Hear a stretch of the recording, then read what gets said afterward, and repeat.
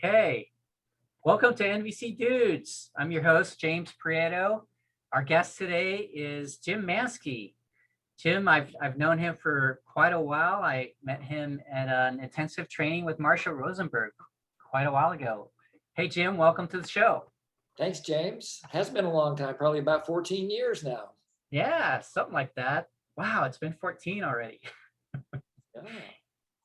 So, hey, I wanted to, is there anything else that you'd like to say just so that you're known by this new audience that's maybe seeing you for the first time?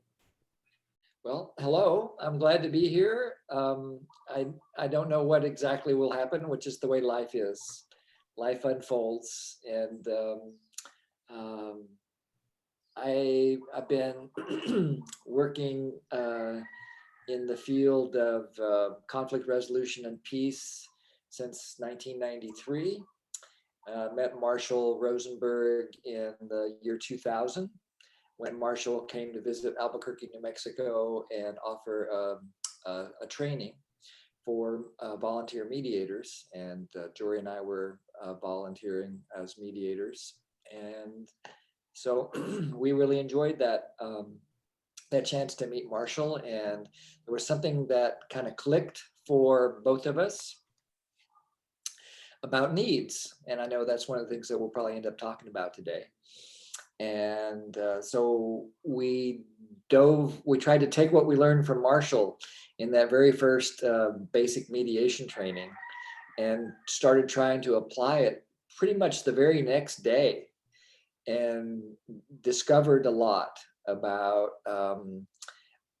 the secret of needs and how needs can really lead to this quality of connection that inspires compassionate giving and receiving, which is probably a sentence I've said 10,000 times in my career as an NVC trainer, that this was my understanding of how Marshall defined the purpose of NVC: to create a quality of connection that inspires compassionate giving and receiving.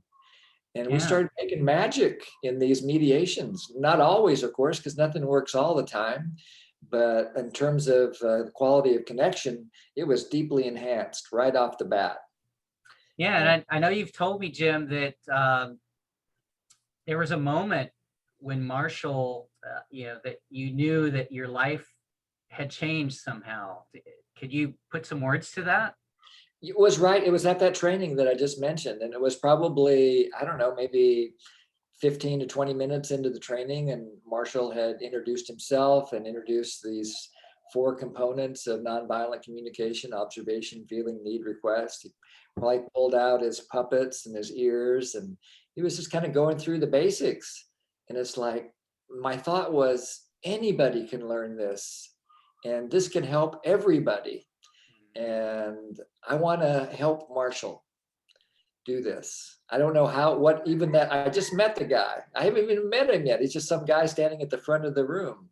And I already knew that this was going to be a life-shifting event. And it turned out that way. Yeah, wow, that's amazing to know so clearly. And it sounds like you were ready, sort of like when the student is ready, the teacher appears. I think that's a good way of putting it. You know, I was wide open. Jori and I we kind of pride ourselves, I think, on being lifelong learners. We've taken lots of mediation trainings and facilitation trainings and so forth as we grew our career as peacemakers. And here was something that was truly transformative, rather than just kind of technique-y.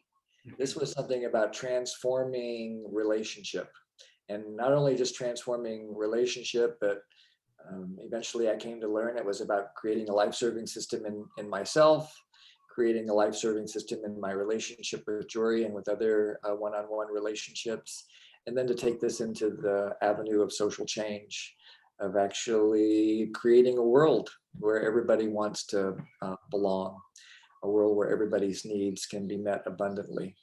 And beautiful, Jim. And it's almost like you've been answering the question that I haven't asked yet.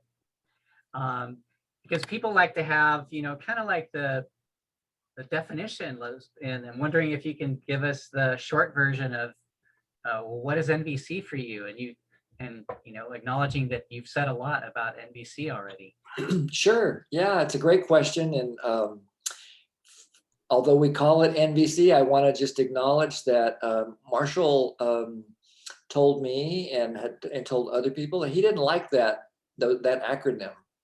He liked calling it nonviolent communication. And so I'll just say I'm going to use NVC a lot, but I want to honor Marshall's request that to put initials around something somehow limits it. I know it's great shorthand and it probably saves us some time. And if I say NVC to you, you know what I mean. But I want to be really clear that Marshall preferred to call it nonviolent communication. And so when I think of the definition in that term, it's about nonviolence and it's about communication. So communication implies that there's going to be a message, both a message sent and a message received, and that we're going to do the best we can to send our message without harm, and then to receive another person's message in a way that releases them from harm, to take responsibility for how we receive a message. That's beautiful. And there's a responsibility piece there. Yeah. It's my responsibility to, receive and listen and take care of my stuff, to be able to hear and to be present. And yeah, both in the sending and the receiving, there's an act of responsibility. And not responsibility, the dictionary definition of responsibility has to do with blame.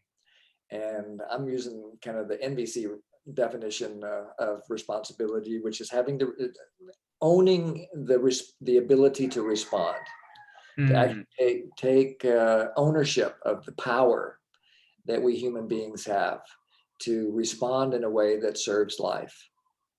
And so as I think about the way that if I only had like 1 minute to describe what NVC is to somebody, I would say that NVC is a way of answering 4 questions. What actually happened? How you feel about it? Who needs what right now? And what will make life wonderful? And of course, those 4 questions relate to the 4 components of nonviolent communication: observation, what's actually happening, not necessarily my interpretation of what's happening, but what do I see, hear, smell, taste, and touch? Tell myself about it. Those are all observations. That's what's actually happening. And then feeling, going to the body, going to my body as the mechanism or the sensor for how I am impacted and affected by what's going on in the world. And then relating that, making meaning from what's happening in the world and how I feel about it through the lens of needs or universal human values, different way of looking at the same idea. Who needs what right now? And then, but that's just half of it. That's really just the first half of the equation, because once we know what's actually happening and how we feel about it and what the needs are, let's address the needs. Let's figure out how to make life wonderful. And I think that's what sets NVC apart from so many other communication strategies that I've studied over the years, is it's got the action step. It's like, now we're going to move forward and figure out what we can do to make life wonderful, not only for you, but for me and for the whole system that we're involved in. Thanks, Jim. And so leveraging the request part, wondering if we could take a break right now. Sure. All right. So Jim Manske, NVC trainer out of Maui. We'll be back in a few minutes. Stick around.